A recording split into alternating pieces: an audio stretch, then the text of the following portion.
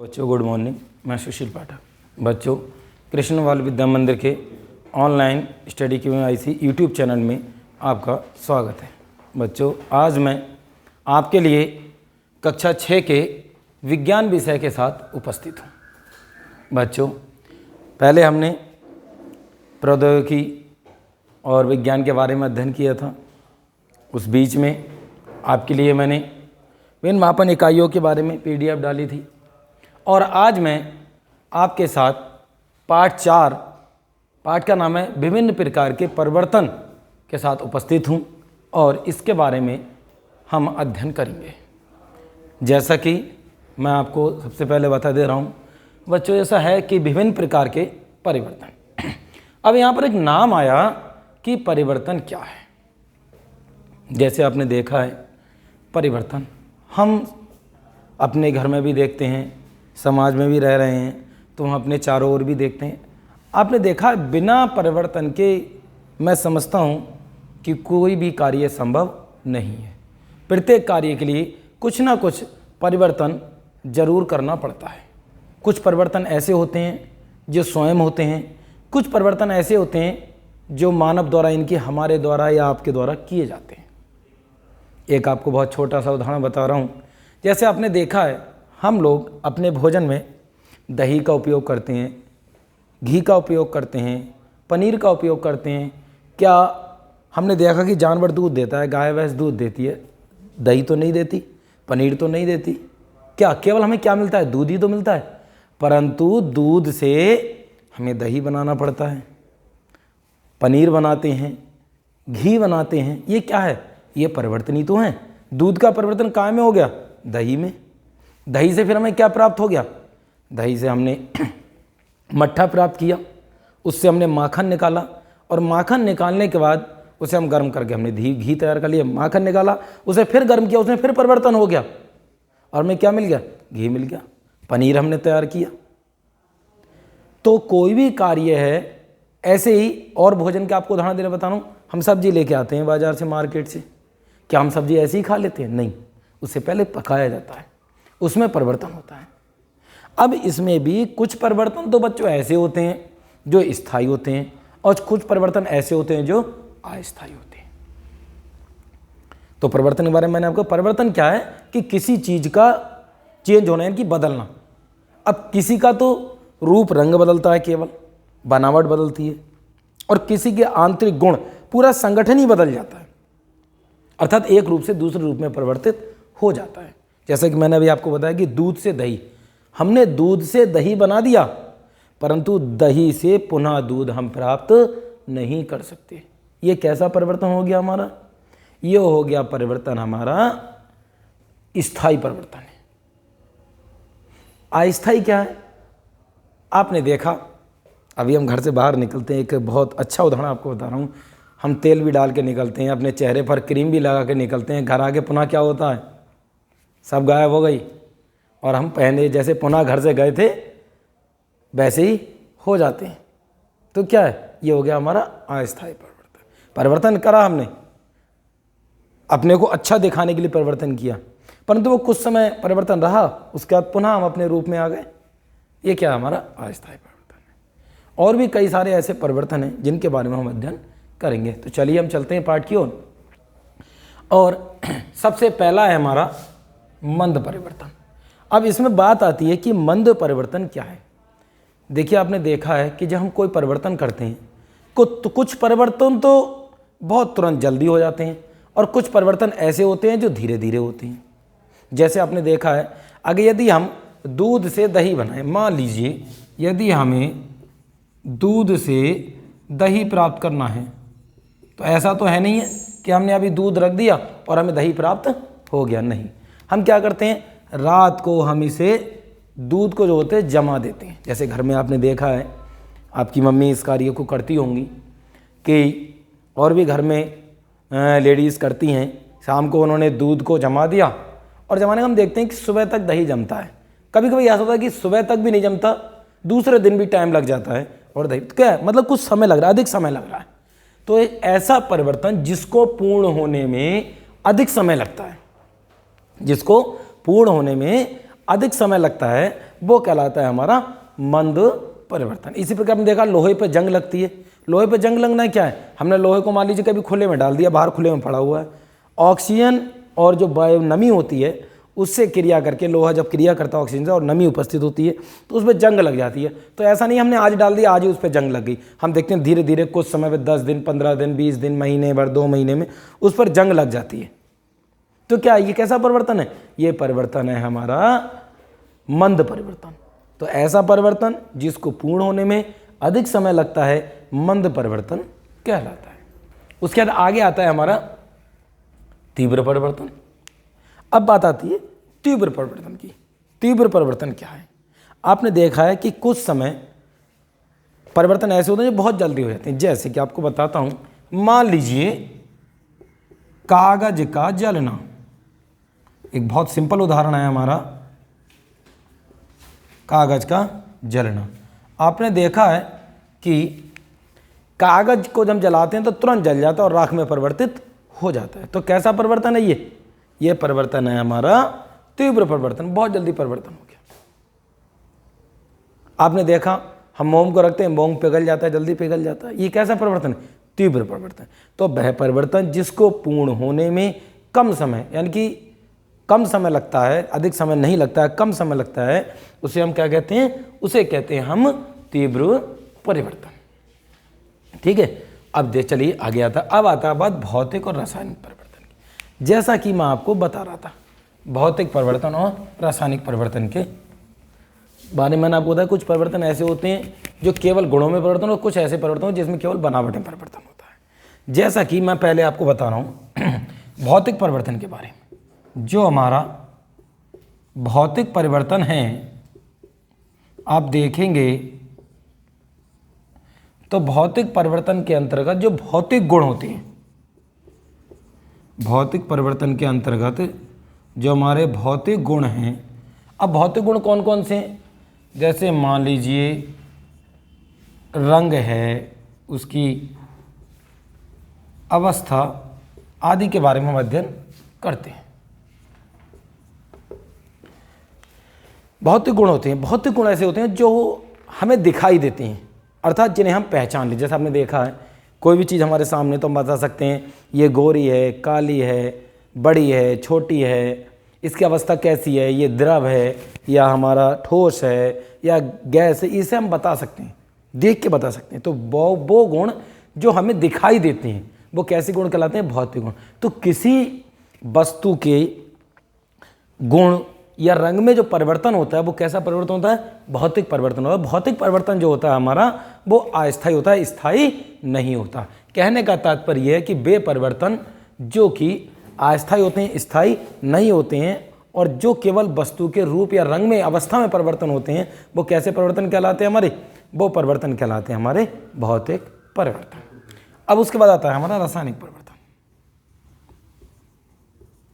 आप देखेंगे कि रासायनिक परिवर्तन ऐसे होते हैं जिसमें वस्तु के रासायनिक गुण, आंतरिक गुण जो होते हैं जो हमें दिखाई नहीं देते, केवल हम उसे प्रैक्टिकली समझ सकते हैं। जैसे आपने देखा है जब आप बड़े होंगे, अभी आप 6th क्लास में हैं, जब आप आगे बढ़ेंगे तो आप देखेंगे आपको लैब में ले जाके प्रैक्टिकल कराए जाते हैं। अब भी आप जब भी विद्यालय आएंगे तो आपको जो लैब में ले जाकर आपको बताया जाएगा कौन सा उपकरण क्या होता है। जब आप 9th 10th 12th में पहुंचेंगे तो आप देखेंगे कि आपको वहाँ प्रैक्टिकल कराया जाएगा। तो वहाँ पर जो प्रैक्टिकल होते हैं उसमें जो परिवर्तन होते हैं, रासायनिक परिवर्तन जो होते हैं वो आंतरिक गुण, जो पदार्थ के आंतरिक गुण होते हैं, वस्तु के जो आंतरिक गुण होते हैं उनमें परिवर्तन होता है, संगठन बदल जाता है। जैसे कि आपने देखा है यदि मान लीजिए ये तत्व है हमारा कार्बन, यदि हम इसकी क्रिया कर दें किसके साथ, ऑक्सीजन के साथ, तो हमें क्या प्राप्त हो जाता है यहाँ पर CO2 यानी कि कार्बन डाइऑक्साइड। अब ये कार्बन है और ये ऑक्सीजन है, दोनों पदार्थों की हमने क्रिया कर दी, हमें क्या प्राप्त हो गया, CO2। तो हम देख रहे हैं कि कार्बन का और ऑक्सीजन दोनों का रूप बदल गया और हमें क्या प्राप्त हो गया, कार्बन डाइऑक्साइड, जो कि ये गैस है और जहरीली गैस है, ये हम जानते हैं। तो क्या हम देख रहे हैं कि कार्बन ऑक्सीजन से क्रिया से एक नया परिवर्तन हो गया, अर्थात दोनों के गुण परिवर्तित हो गए, दोनों के गुण बदल गए और काय में आ गए हमारे कार्बन डाइऑक्साइड में। अर्थात कार्बन डाइऑक्साइड में ऑक्सीजन और कार्बन दोनों के गुण उपस्थित होगा तो पूरा संगठन ही बदल गया, कार्बन और ऑक्सीजन का पूरा संगठन ही बदल गया। और ये परिवर्तन कैसा हो गया? ये परिवर्तन हमारा स्थायी परिवर्तन हो गया। तो ऐसे परिवर्तन जो जिनमें पदार्थों के आंतरिक गुण और संगठन बदल जाते हैं, अर्थात नए पदार्थ हमें प्राप्त हो जाते हैं, वो कैसे परिवर्तन कहलाते हैं? हमारे रासायनिक परिवर्तन कहलाते हैं। जैसे आपको मैंने बताया कि कार्बन और ऑक्सीजन ने क्रिया की और हमें कार्बन डाइऑक्साइड प्राप्त, मतलब नया पदार्थ प्राप्त हो गया। तो ऐसे परिवर्तन जिनमें नया पदार्थ प्राप्त होता है, जिसमें पदार्थ के आंतरिक गुण बदल जाते हैं, क्या कहलाते हैं? हमारे रासायनिक परिवर्तन कहलाते हैं। चलिए आगे चलते हैं। अब बात आती है नियमित और अनियमित परिवर्तन की। आप देखते हैं नियमित और अनियमित परिवर्तन का क्या मतलब है यहाँ पर। इसका अर्थ यह है, आप देखते हैं कुछ परिवर्तन जो हैं वो नियमित होते हैं, कुछ परिवर्तन ऐसे होते हैं जो नियमित होते हैं और कुछ परिवर्तन ऐसे होते हैं जो अनियमित, अर्थात उनका कोई नियम नहीं होता। नियमित का मतलब जैसे पहले दिन होता है, दिन के बाद रात होना है। हम जानते हैं कि भाई दिन आएगा और दिन के बाद रात होगी, ये निश्चित है, इसमें कोई भी परिवर्तन नहीं हो सकता। ये नियमित है कि दिन के बाद रात आनी ही आनी है और रात के बाद दिन, ये क्लियर है। हम देखते हैं कि गर्मी के बाद वर्षा का मौसम आना है, वर्षा के बाद सर्दी का मौसम आना है, सर्दी के बाद बसंत आनी है, बसंत के बाद फिर गर्मी आनी है।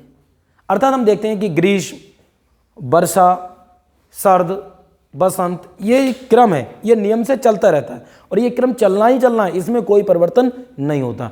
तो ऐसे परिवर्तन जो कि नियम पूर्वक होते हैं, जो कंटिन्यू नियम के बाद होते हैं, कंटिन्यू निश्चित समय होता है, वो कैसे परिवर्तन कहलाते हैं? वो हमारे कहलाते हैं नियमित परिवर्तन। और कुछ होते हैं अनियमित परिवर्तन। अनियमित परिवर्तन जैसे आपने देखा है कि भूकंप आना, आप देखेंगे कि कुछ परिवर्तन ऐसे होते हैं जो अनियमित होते हैं, अर्थात भूकंप का कोई नियम नहीं है, भूकंप कभी भी आ सकता है। जैसे आपने देखा अभी 1-2 दिन पहले ही हमने देखा कि एक चक्रवात अभी चला था ताउत नाम का, आपने न्यूज़ में भी देखा होगा, अखबार में भी देखा होगा। उसका कोई समय नहीं था, कोई हमें पता नहीं था कि अब ये भूकंप आना ही अचानक आ गया।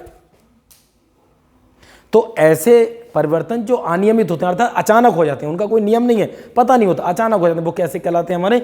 वो कहलाते हैं हमारे अनियमित परिवर्तन। और बेपरिवर्तन जो कि नियम से होता है, जिन्हें पता, हमें पता है कि सर्दी के बाद बसंत आनी है, बसंत के बाद ग्रीष्म अर्थात गर्मी का मौसम आना है, गर्मी के बाद फिर वर्षा का मौसम आना है, वर्षा के बाद फिर सर्दी का मौसम आना है, ये हमें पता है, क्लियर है। दिन के बाद रात होनी है, ये हमें पता है, परंतु हमें ये नहीं पता कि कब तेज हवा चल जाएगी, हमें ये नहीं पता कि कब भूकंप आ जाए, क्या है? तो ये क्या है? हमारा अनियमित। तो वो परिवर्तन जो नियमित होते हैं वो नियमित परिवर्तन कहलाते हैं, एक निश्चित समय में स्थित पता होता है। और बेपरिवर्तन जो कि अनियमित होते हैं, जिनका कोई निश्चित समय नहीं होता है, वो कहलाते हैं हमारे अनियमित परिवर्तन।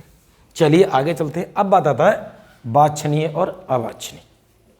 अब आप देखते हैं कुछ परिवर्तन तो ऐसे होते हैं जो हमारे लिए फायदेमंद होते हैं और कुछ परिवर्तन ऐसे होते हैं जो हमारे लिए फायदेमंद नहीं होते हैं। जैसे आपने देखा है, वांछनीय आपको बता रहा हूं पहले, एक तो होता है वर्षा होना और एक होता है अति वर्षा, यानी कि अति का मतलब बहुत वर्षा होना। आपने देखा है ये वर्षा हुई, वर्षा हमारे लिए फायदेमंद है, किसान के लिए फायदेमंद है, फसलों में फायदेमंद है, ठीक है नहीं? तो क्या है, ये हमारे लिए कैसे होगी? फायदेमंद होगी। अर्थात तो ये कैसी कहलाई? ये हो गई हमारे वांछनीय। ये कैसी हो गई? हमारे लिए वांछनीय हो गई, ठीक है नहीं? और यदि अति वर्षा हो गई, यानी कि वर्षा ज़्यादा हो गई, तो क्या होगा? बाढ़ आ जाएगी, फसलों में नुकसान हो जाएगा। ग्राम में यदि गांव में पानी चला जाता है तो हम देखते हैं कि बहुत से मकान गिर जाते हैं, तो क्या होता है? इससे हमें क्या होगा? नुकसान होगा। तो वो क्या, ये कैसे हो गया? हमारे अवांछनीय। तो ऐसे परिवर्तन जो केवल जिनसे हमें फायदा होता है वो कैसे कहलाते हैं? हमारे वांछनीय परिवर्तन। और बेपरिवर्तन जिनसे हमें फायदा नहीं, नुकसान होता है, वो कैसे परिवर्तन कहलाते हैं? हमारे अवांछनीय परिवर्तन। जैसे मैंने आपको उदाहरण के रूप में बताया, वर्षा और अति वर्षा। यदि वर्षा होती है, साधारण वर्षा होती है, तो हमारे लिए फायदेमंद है, भाई फसलों के लिए, किसान के फायदेमंद है। परंतु यदि अति वर्षा होती है, यानी कि ज़्यादा वर्षा हो जाती है, तो क्या होता है? तो उससे बाढ़ आ जाती है और उससे किसान के लिए नुकसान हो सकता है और आम आदमी के लिए भी नुकसान हो सकता है और हो जाता है, ठीक है नहीं? तो वांछनीय और अवांछनीय परिवर्तन में मैंने आपको अंतर बताया कि एक परिवर्तन साधारण हो और एक परिवर्तन बहुत अधिक हो जाए। जैसे वर्षा एक साधारण रूप में हो जाए और एक बहुत ज़्यादा हो जाए। तो दोनों में तो ज़्यादा हो गई तो हमें नुकसान है, तो वो कैसा होगा, अवांछनीय हो गई। और जो साधारण वर्षा हुई जिससे हमें फायदा हुआ वो कैसा हो गया, वांछनीय। चलिए आगे चलते हैं। अब बात आती है प्राकृतिक और कृत्रिम परिवर्तन की। प्राकृतिक, आपने देखा है कि प्राकृतिक परिवर्तन, आप देखेंगे कि जो हमारे प्राकृतिक परिवर्तन और यहाँ पर आते हैं हमारे कृत्रिम परिवर्तन। अब यहाँ पर बात आती है प्राकृतिक परिवर्तन, कृत्रिम परिवर्तन। ऐसा है, प्राकृतिक परिवर्तन जो होते हैं, जो प्रकृति द्वारा होते हैं, उसमें हमारा कोई भी हस्तक्षेप नहीं होता। जैसे आपने देखा दिन के बाद रात होना है, इसमें हम कुछ बदल नहीं सकते, इसे हम रोक भी नहीं सकते। ऐसा नहीं है कि दिन के बाद हम रात नहीं आने देंगे, रोक लेंगे, ऐसा संभव नहीं है। वर्षा होना है, उसे हम रोक नहीं सकते। भूकंप आना है, उसे हम रोक नहीं सकते। तो ये कैसे परिवर्तन है, ये परिवर्तन है हमारे प्राकृतिक परिवर्तन, जो प्रकृति द्वारा होते हैं, अर्थात जो मानव के बस में नहीं होते, मानव उसमें कोई हस्तक्षेप नहीं कर सकता। तो वो कैसे परिवर्तन कहलाते हैं, हमारे कहलाते हैं प्राकृतिक परिवर्तन। कृत्रिम परिवर्तन वो होते हैं जो हम करते हैं, अर्थात मानव करता है। जैसे दूध से दही बनना, मोम का बनना, कागज का जलना, पनीर का बनना, ये क्या है, ये सारे के सारे कैसे परिवर्तन है, हमारे कृत्रिम परिवर्तन, क्योंकि ये मानव द्वारा। और कृत्रिम, यहाँ तो हम परिवर्तन पढ़ रहे हैं तो कृत्रिम पढ़ रहे हैं, परंतु कोई भी ऐसी क्रिया, कोई भी ऐसा पदार्थ जो हमारे द्वारा बनाया गया है, ठीक है नहीं, तो ऐसा कोई भी पदार्थ जो हमारे द्वारा बनाया गया है वो कृत्रिम कहलाएगा। ये तो हम यहाँ पर परिवर्तन पढ़ रहे हैं, परिवर्तन की बात कर रहे हैं, परंतु मैं आपको और भी बता दूं कि ऐसा कोई भी पदार्थ जो कि मनुष्य यानी कि मानव द्वारा बनाया गया है, हमारे द्वारा बनाया गया है, वो कैसा है, वो कृत्रिम कहलाता है। और जो हमें प्रकृति से प्राप्त होता है वो कैसा पदार्थ कहलाता है, वो हमें प्राकृतिक यानी कि प्राकृतिक पदार्थ कहलाता है। जैसे आप देख रहे हैं पेड़ से आम गिर रहा है, पेड़ तो हमने जरूर लगा दिया, परंतु आम तो हमें प्रकृति से ही प्राप्त हुआ। अनाज तो हमने बो दिया, परंतु उसमें अनाज जो निकल रहा है, पौधा उसमें उग रहा है, वो तो प्राकृतिक ही है। तो जो हमें प्रकृति से प्राप्त हो रही है वो प्राकृतिक वस्तु होगी, प्राकृतिक वस्तु हो गई, और जो हमारे द्वारा तैयार की जाती है वो हमारी कृत्रिम वस्तु कहलाती है। तो इसी प्रकार जो परिवर्तन प्राकृतिक होते हैं, जैसे मैंने आपको दिन रात का होना, भूकंप का आना, वर्षा का होना, ये सब कैसे हैं, प्राकृतिक परिवर्तन है। और कृत्रिम परिवर्तन दूध से दही बनना, पनीर बनना, और भी मोम का बनना, ये कई सारी चीज़ें ऐसी हैं, मोम का पिघलना, कई सारी चीज़ें ऐसी हैं जो कि मनुष्य द्वारा बने, अर्थात वो कैसे परिवर्तन, हमारे कृत्रिम परिवर्तन कहलाते हैं। अब बात आती है हमारी नियंत्रित और अनियंत्रित परिवर्तन। अब बात आती है यहाँ पे नियंत्रित और अनियंत्रित की परिवर्तन की। जैसे आप देखते हैं कि कुछ परिवर्तन तो ऐसे होते हैं जो हमारे नियंत्रण में रहते हैं, जिन्हें हम नियंत्रित कर सकते। जैसे मान लीजिए अभी हमने दूध से दही बनाई, ये हमारे नियंत्रण में है कि हम कितना बनाएंगे, कितना परिवर्तन करेंगे, कितना नहीं करेंगे, दही बनेंगे, घी बनाएंगे, कैसे करेंगे, मोम का पिघलना, ये जो परिवर्तन है, इस तरह कागज़ का जलना, ये जो परिवर्तन है सारे, ये कैसे परिवर्तन है, ये हमारे नियंत्रण में रहने वाले परिवर्तन हैं, अर्थात इन पर हमारा नियंत्रण रहता है, जितना हम चाहेंगे उतने ही होंगे। परंतु कुछ परिवर्तन ऐसे हैं जिन पर हमारा कोई नियंत्रण रहता। अभी मान लीजिए तेज़ हवा चल गई, उसे हम नहीं रोक सकते। अभी भूकंप आ गया, उसे हम नहीं रोक सकते। अभी वर्षा शुरू हो गई, उसे हम नहीं रोक सकते। दिन के बाद रात होना, इसे हम नहीं रोक सकते, दिन के बाद रात होना ही होना है। तो वे परिवर्तन जिन पर हमारा नियंत्रण रहता है, अर्थात जिन्हें हम अपने बस में, अर्थात हमारे द्वारा हम जैसा चाहें वैसे परिवर्तन हो, वो परिवर्तन क्या कहलाते हैं, हमारे नियंत्रित परिवर्तन। और वो परिवर्तन जिन पर हमारा कोई भी कंट्रोल नहीं होता, अर्थात हमारा कोई भी नियंत्रण नहीं होता, हमारे बस से बाहर होते हैं। जैसे मैंने आपको बताया भूकंप आना, तेज हवा चलना, दिन रात का होना, इन पर हमारा कोई भी नियंत्रण नहीं। तो ये कैसे परिवर्तन है, ये परिवर्तन हो गए हमारे अनियंत्रित परिवर्तन। तो बच्चों, आज मैंने आपको इन सारे परिवर्तनों के बारे में अध्ययन किया। मैं समझता हूँ आपको डेफिनेटली समझ में आया होगा। फिर भी यदि किसी को प्रॉब्लम है तो ग्रुप पे मेरा नंबर चल रहा है, उस पर आप फ़ोन करके मुझसे पूछ सकते हैं। इससे संबंधित PDF आपको भेज दी जाएगी। धन्यवाद।